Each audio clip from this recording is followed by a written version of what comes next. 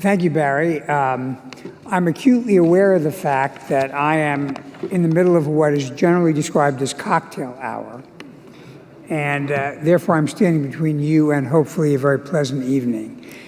But I thought I'd take the opportunity maybe to just kind of stand back. You've had a whole day of very detailed discussion about aspects of what is going on internationally in the world of cyber, but really to step back and look at the whole picture. As Barry said, when I first got involved in the issue of cyber policy, it was as a matter of cybersecurity. And cybersecurity, very narrowly defined, is really about preserving the integrity and the availability of our systems, both those that operate and those that transmit and hold our data at rest.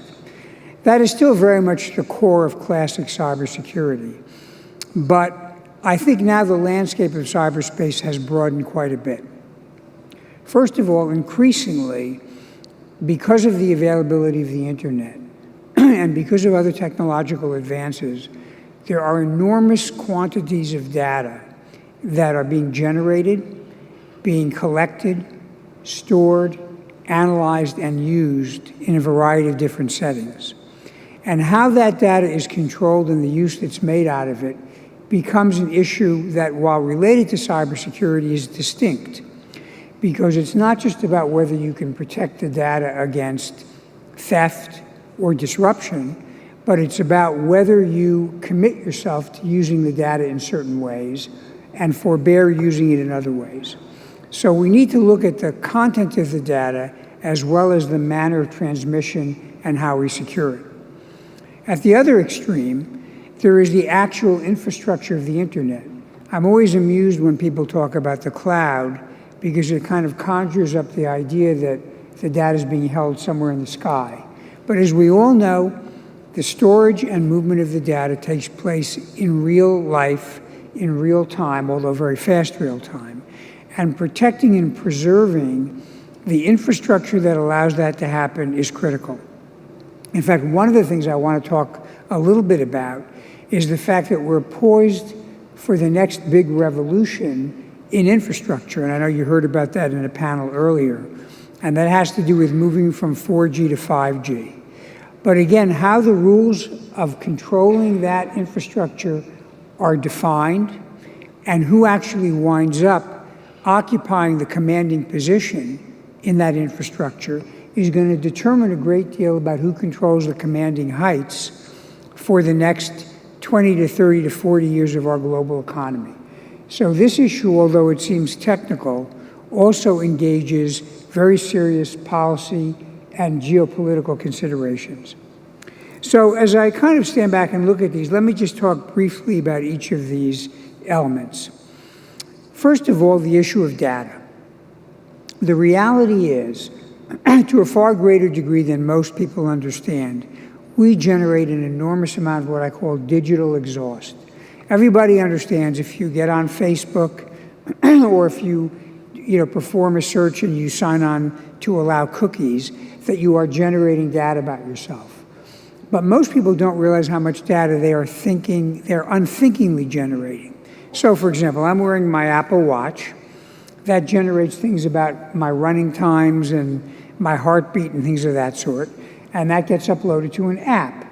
And I make a decision that I'm willing to accept sharing that data because the value to me of having the data collected is, pretty significant. But if I think about it, I have to consider all the other ways I share data. The location of my phone is data that's constantly being shared. If I go to the supermarket and I use a loyalty card to get a discount on the food I buy, the supermarket now knows the food I buy. If I wind up using my credit card, there's data about where and when and what I bought. And all of this data can be pulled together because often it does reside in the cloud, or because there's now a robust business in selling and buying data. Many people describe data as the new oil or the new gold. But even apart from things that I do, perhaps unwittingly, are the things you all do with respect to my data. So if any of you are going to tweet about what I'm saying, that's going to indicate to somebody who has access to Twitter that I was here at this time, and if you have locational data on your phone, exactly where here is. If you wind up recording some of this or taking a photograph with me afterwards, that is going to be more data that gets uploaded. So that in many ways, unlike George Orwell's 1984, the surveillance that we are beginning to see growing and growing in our daily lives is not being run by the government, it's being run by each other. It's as if there is not really a big brother, but we're all a lot of little brothers and sisters surveilling ourselves and surveilling each other. So what are the implications of this? Well, much of our personal security and our freedom depends upon how this data is used. And we typically talk about privacy in the sense that we're trying to keep information hidden or secret. And for the reasons I've stated, that becomes a very, very challenging thing to do in this day and age. But what's more important than keeping it secret, and that ship has sailed, is what happens with the data and how is it used. Is it used as a way of manipulating you, coercing you, or incentivizing you to behave in a certain way literally every hour of the day? When I wrote the book that Barry mentioned, I was positing a world in which insurance companies insisted on collecting, or that you turn over your data, measuring your exercise and what you eat and other things like that, as well as your heart rate and your vital signs, and they would adjust your premium depending on whether they thought you were having a healthy lifestyle or not. Within a matter of a few months after the book came out, insurance companies were doing that. And employers were doing it too, insisting they wanted to see how healthy their employees are. And then, remarkably, in the last 2 weeks, there was a story in the newspaper about a new app called Ovia. Ovia can be offered by employers to female employees who are interested in conceiving a child or maybe pregnant. And what it does is it allows the collection of data about temperature, other characteristics of your vital signs, what you're eating, how much activity you're getting. All of this supposedly in the service of assisting people to have a healthy pregnancy and a healthy child. This is, however, shared with the employer, albeit anonymously. And I have to say, I really wonder how comfortable I would feel if I were a woman who was thinking of having a child or pregnant in having this kind of data out there, even if I was told no one was going to associate it with my name. So that shows you how far we've come, even in the years since I've written the book. And therefore, I think one of the big challenges we have is to begin to talk about a way of managing data globally. The Europeans have created the GDPR, the General Data Protection Regulation. We're following somewhat similar paths in California and Vermont. But more and more, the issue of what is the standard of giving people control and notice about their data is going to become, I think, a global issue that we all have to deal with. At the end of the day, there are some fundamental disagreements. I think we can probably agree with many Western liberal democracies on a roughly similar set of rules about how data ought to be controlled. But again, as reported pretty widely in China, there's now a social credit score where the use of the data, coupled with facial recognition and who your friends are and all the elements of your life, can be used to characterize whether you are a good citizen or not a good citizen. And that is, at least for people, I think, in the United States and in the West, a fairly chilling thought. So this is going to be one of the big challenges that we face with cyber engagement, is how do we come up with a set of rules on notice and control of data that at least appeal to a significant part of the world, even if there'll be some parts that don't sign on. And that brings us to the second challenge. How do we deal with the law and the policy and the rules in a world where law is still a matter of individual sovereign nations, but the data is global and moves all over the world? And we see this tension increasingly with the issue of sovereignty coming into conflict with the idea of a seamless globally available internet. In some cases, for example, and this applies to the United States as well as other countries, when a court in one country authorizes a prosecutor or an official to get data about a citizen, the data is not in that country. The data may be in another country. And although some people argue, well, it's like a bank, the bank's always requiring to turn over its own data when it does business somewhere. When we deal with data that's being stored, for example, in a database or a server in another part of the world, some people argue it's more like a safety deposit box. A judge in one country can't require a bank sitting in another to open up a safety deposit box. You have to go to the courts of that country. More challenging yet are the rules where we have different standards about what is permitted to be transmitted and accessed over the internet. In this country, we believe in free speech. That's true in Europe as well, but in Europe they've developed a right to be forgotten, which is the idea that when somebody has a story that they feel is unfavorable, even if it's true, they have a right to go to the authorities in the country in Europe and say, this ought to be removed from a search engine. And the European Court has upheld that rule, so that if you're in Germany and there's a story about you that you don't want to have available on a search engine, you can petition to have it removed, and someone in Germany seeking to run you through a search is not going to find the story.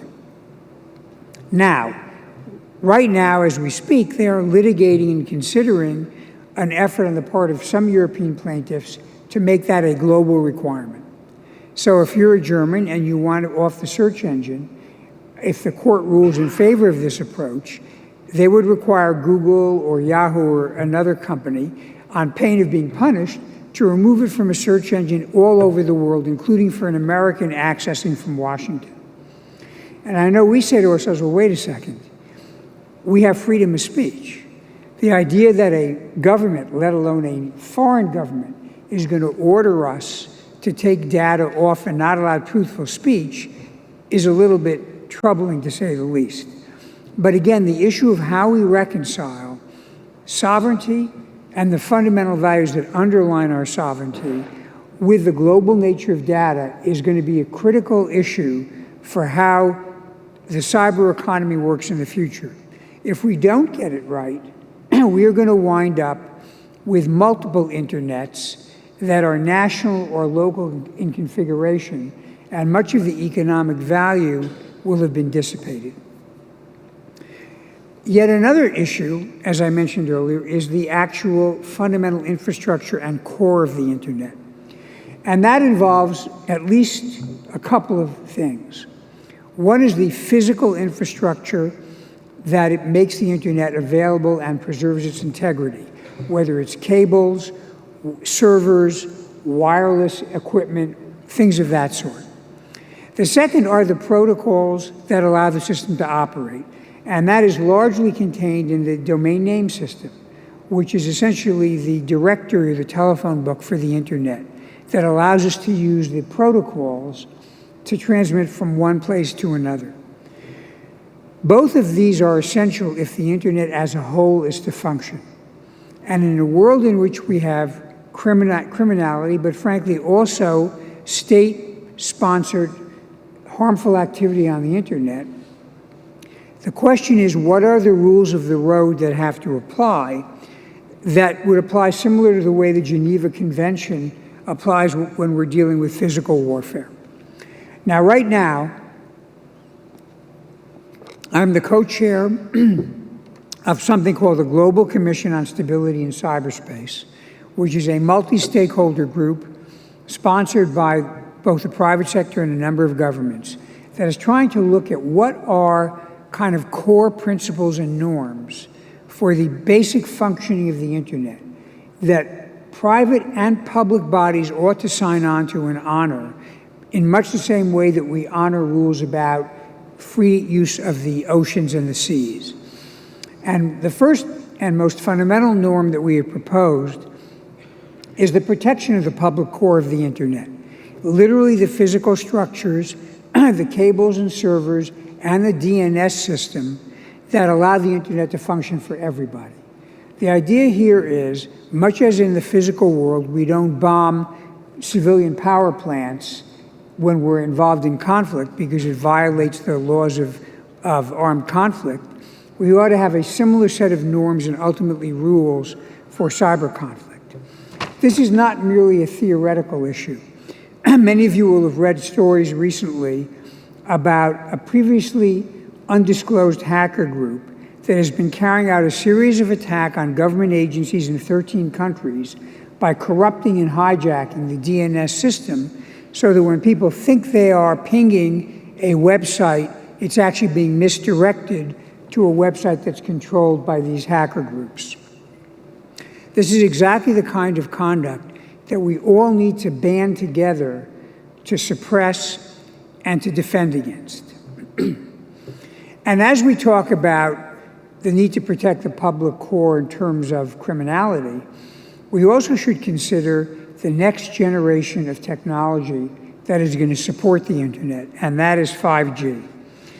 This is going to be important not only because the security of the internet is no better than the security of the actual hardware and software that allows it to operate, but also because the ability to compete globally is going to depend upon having free and fair access to this infrastructure. Imagine a world in which international trade could not take place without paying a particular toll because one country controlled all the sea lanes and you couldn't transport items from one part of the globe to the other without getting permission. Well, that is potentially an issue we need to consider about with 5G. Will there be a dominance by one country or the champions of one country in terms of controlling 5G, or will we have healthy competition? And will we have an agreement among multiple countries on the standards that ought to be in place so there is nobody who actually sets the standard for everybody else?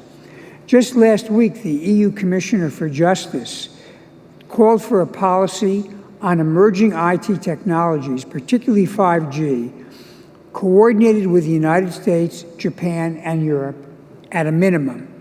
And in much the same way, we need to have a similar set of agreements on how data is used and protected, again, among, at a minimum, these three countries, or these three regions of the world, which do support a good deal, if not obviously all, the economic and social activity over the internet.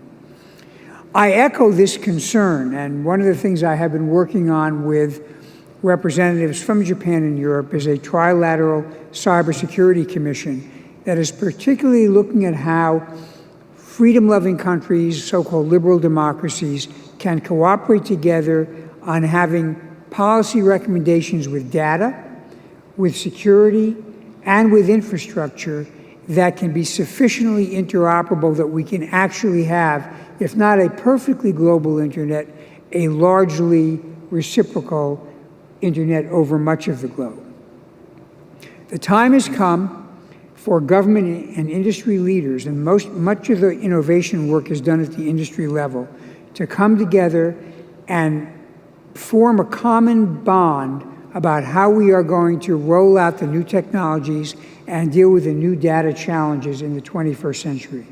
As we've seen rather dramatically in many countries in the world, if you don't pay attention, problems tend to sneak up on you. And Exhibit A are the experiences a number of countries have had with respect to election meddling over the last several years, meddling that involves not just hacking and interfering with the electoral process in terms of infrastructure, but the manipulation of social media and data analytics in order to allow disruption and destruction of some of the social cohesiveness which underlies our democracies. So it's terrific to have people here looking to increase cyber engagement, looking to increase that engagement on an international level. There'll be some profound differences between some parts of the world and others. I think we can agree on some things, maybe universally. Others we may wind up going in somewhat divergent ways. But the important thing is to be aware of the issue, to understand its full dimensions and its interconnections, and to talk about it and put our private and our public bodies to work thinking about how we can manage the internet for the benefit of all of our citizens. Thank you very much.